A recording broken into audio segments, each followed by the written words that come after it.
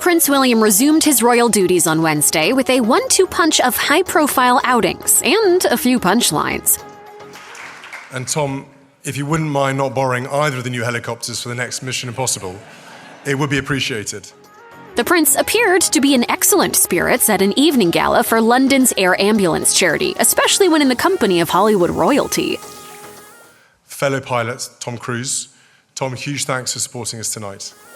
William even brought up the bespoke velvet evening slippers he wore to the UK premiere of Top Gun Maverick. Let's not do it like this.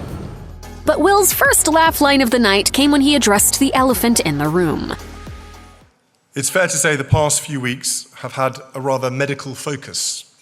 So I thought I'd come to an air ambulance function to get away from it all. Royal watchers have spent weeks worrying about Kate Middleton in the wake of her abdominal surgery and are now concerned about King Charles. Breaking news from Buckingham Palace, which has announced that the King has been diagnosed with cancer. How are you feeling? While some online saw William's levity as a positive, others found his joke in poor taste. Is this how you expected your future king to speak about ailing family members? Shouldn't he be displaying the utmost concern for such a serious illness and the mysterious absence of the wife? And one commenter even took aim at his staff, posting, "He needs a new joke writer." I'm obviously extremely funny and she loves that.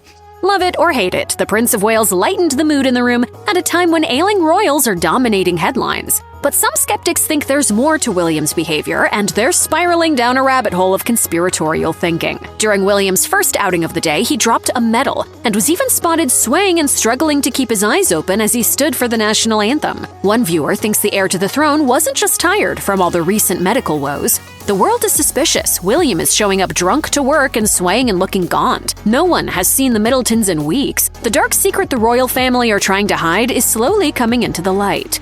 And another sees the Cruise connection as sketchy, bringing up Tom's ties to Scientology, specifically the mystery surrounding the wife of church leader David Miscavige. I am sure Tom was giving advice on how to make women who are past their best before date disappear. Another even suggested that Kate has died and the palace is covering it up. But why exactly? That's a very good question.